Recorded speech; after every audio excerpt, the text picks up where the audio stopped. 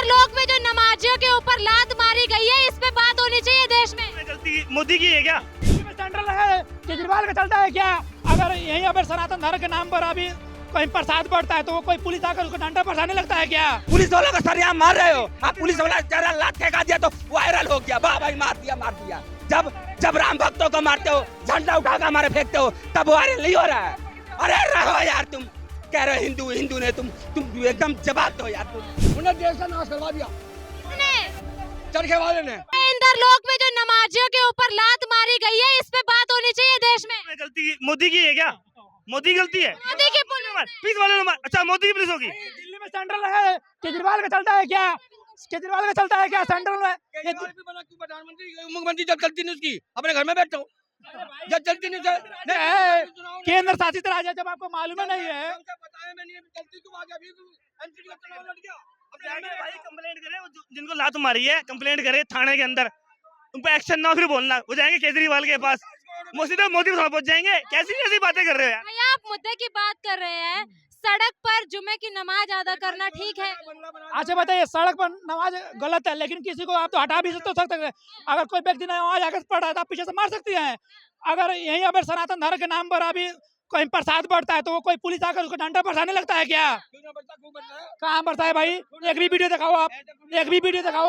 वो नहीं दिखा अरे भाई, अरे 500 रुपया लेकर कल तू यहाँ पे आया था क्या? सुन, कल तू यहाँ पे आया था, मंदिर इतनी भीड़ थी, पुलिस वाले संभाल रहे थे, हटा भी रहे थे, धक्का भी दे रहे थे। भाई उनका फर्ज है भीड़ को संभालना। हाँ, पुलिस वालों का सरिया मार रहे हो आप। पुलिस वाला जरा लात फेंका दिया तो वायरल हो गया, वाह भाई मार दिया। जब राम भक्तों को मारते हो, झंडा उठा कर हमारे फेंकते हो, तब वायरल नहीं हो रहा है। अरे रहो यार, तुम कह रहे हो हिंदू ने, तुम एकदम जवाब दो यार। तुम ऐसी बातें कर रहे हो यार, 500 रुपया घुस करके आ रहे हो तुम। हिंदू हम सनातनी है भाई, हमको हिंदू आई नहीं है। हिंदू कह रहे हैं हिंदू नहीं है ऐसे। मार दिया। हाँ? अच्छा, कल हम हर कीर्तन गाएंगे रोड पे बैठ के। हाँ, परसों तुम नमाज पढ़ोगे, जनता कहाँ जाएगी? चलने का है, अपने घर में पढ़ो, अपने घर में पूजा करो। हाँ, रोड पे करोगे। अरे वायरल मत हो मेरे भाई, हिंदुस्तान है, 100 करोड़ है, ध्यान से रखना। 24 में आ गए तो तुम्हारे दल्लों को ही खत्म कर देंगे। ध्यान रखना इस बात को, ध्यान रखना। तुम्हारे इधर आइए भैया। तुम मोदी तो नहीं, संविधान से देश चलता है। क्या हम नहीं मानते संविधान को? तुम मानोगे तो हम मानेंगे, संविधान को हमने 2014 से भूल गया। क्या संविधान है? हमारे लिए संविधान बना होता 2000 भाई। संविधान नहीं रहे तो तुम्हारा चला जाएगा। फ्रीडम अभिव्यक्ति की स्वतंत्रता चली जाएगी। कुछ नहीं जानेंगे भाई।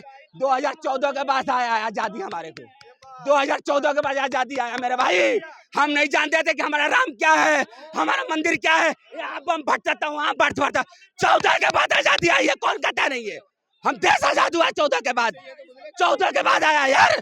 तुम्हारे से दल्लों से आजाद नहीं हुआ। अरे सुनो, पत्थर चाटने वाले हो क्या? तुम बीजेपी के नाम बताओ कि जो देश के लिए लड़ा हो। बीजेपी का कौन सा नेता देश के लिए लड़ा है? क्या? बीजेपी का कौन सा नेता? वल्लभ भाई पटेल ने लड़ा, जो कर दिया वो कुछ नहीं किया। गांधी ने कर चरखा चला के तो आजादी। अजी चरखे से आजादी आपके क्या? हाँ, कुछ नहीं आई। परम धर्म नॉन वायलेंस से ही देश को जीता जा सकता है। शांत सत्य अहिंसा परमो। उन्हें देश का नाश करवा दिया किसने? चरखे वाले ने। क्या नाश करा दिया अंकल जी? क्या कह रहे हैं? और क्या हुआ है? ये जो कैसे नाश करा है? आपने फूट डलवाई उसने, सब छोड़ी, हमारा देश बटवा दिया उन्होंने। पाकिस्तान के 2 हिस्से बनवा दिए हिंदुस्तान के। ये कुछ नहीं है धाड़ी वाले, बोलो क्या? तो भैया इस बार किसकी सरकार आनी चाहिए? अजी बीजेपी आएगी, कोई नहीं रोकने वाला। किसकी सरकार? बीजेपी। क्या करते हैं आप? मैं तो अभी पढ़ाई कर रहा हूँ। पढ़ाई करते हैं। क्या लगता है देश बिल्कुल सही चल रहा है या फिर देश में कहा जा रहा है, जो विपक्ष कह रहा है लोकतंत्र खतरे में है, संविधान खतरे में है, दलित खतरे में है, इन बातों में कितनी सच्चाई नजर आती है? मैम कोई भी समय हो, थोड़ी बहुत सुधार की तो हमेशा जरूरत रहती है। मुझे लगता है कि अभी भी थोड़ा बहुत और सुधार करने की देश में जरूरत है। जी, क्या खराब है जो सुधार चाहिए? मैम जैसे मैं तो मिडिल क्लास फैमिली से बिलोंग करता हूँ, तो मैं तो यही बात करूंगा कि एक तो रोजगार की समस्या हमारे देश में, महंगाई की समस्या है, ट्रांसपोर्टेशन की समस्या है, ये मुख्य समस्याएं हैं। आप किसी गवर्नमेंट हॉस्पिटल में चले जाओ, हॉस्पिटल्स की भी समस्या, काफी सारी समस्याएं हैं जिन पे सुधार करने की जरूरत है। जी, अभी तो कहा जा रहा है कि देश में अमृतकाल चल रहा है। अब मैम मुझे तो पता नहीं मैम अमृतकाल चल रहा है नहीं चल रहा है। राहुल गांधी के बारे में क्या विचार है? मैम राहुल गांधी भी एक अच्छे नेता है। जी बिल्कुल। वो कह रहे हैं कि यदि हमारी सरकार आएगी तो 30 लाख जो वैकेंसीज है जिन पे मोदी जी पैर पसार के बैठे हैं उन पे आवेदन किए जाएंगे सरकारी नौकरी पे, और जनता को युवाओं को भर भर के रोजगार दिया जाएगा। मैम कोई भी अगर पार्टी मतलब जो भी पार्टी जीतती है अगर वो ऐसा देखो, चुनावी वादे तो बहुत लोग करते हैं, चुनावी वादे तो बहुत लोग करते हैं, अगर असली में काम हो तब तो उनकी बातों पे विश्वास करें। और एक तो हमारी जो देश की जनता है ना उसका भी जो दिमाग समझ नहीं आता। जैसे बिहार में तेजस्वी यादव ने बोला था कि अगर हम जीतेंगे तो रोजगार देंगे, लेकिन उसके बाद भी देश की जनता ने, बिहार की जनता ने उनको नहीं जितवाया। तो जनता का मूड समझ नहीं आता, जनता किस आधार पर किसको वोट देती है नहीं देती है कुछ नहीं समझ में आता है।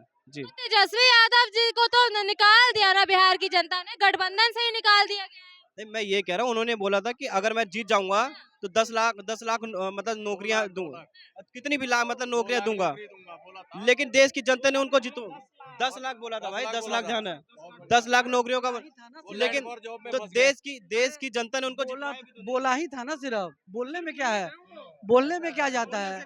पिताजी ने लैंड फॉर जॉब में वो फंसे हुए हैं, उसी घोटाले में हैं और चारा घोटाला में जमानत पे बाहर चल रहे हैं।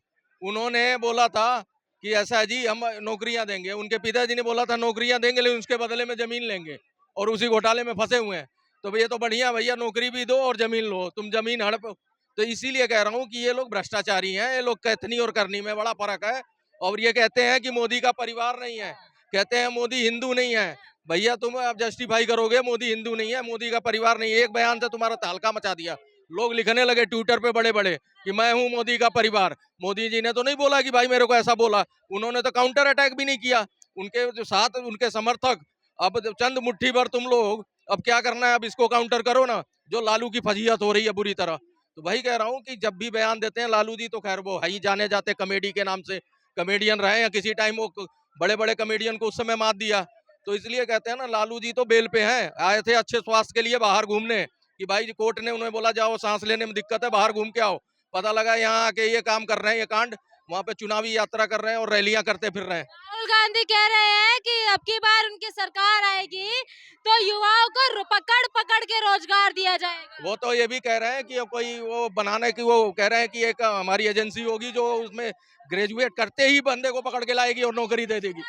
जी हाँ जी, डिप्लोमा धारकों के लिए वो कह रहे हैं, आप युवाओं की आवाज बन रहे हैं राहुल गांधी को अपना इतिहास पता करना चाहिए। सुनो, अपना इतिहास पता कर लें अच्छे से। किसी टाइम आए थे दो गुजराती, कौन, वल्लभ भाई पटेल और महात्मा गांधी, ये भी दोनों गुजराती थे। कांग्रेस को एक खड़ा करके गया, दो प्रधानमंत्री बना के, एक पूरी सियासतों को जोड़ के दे गया।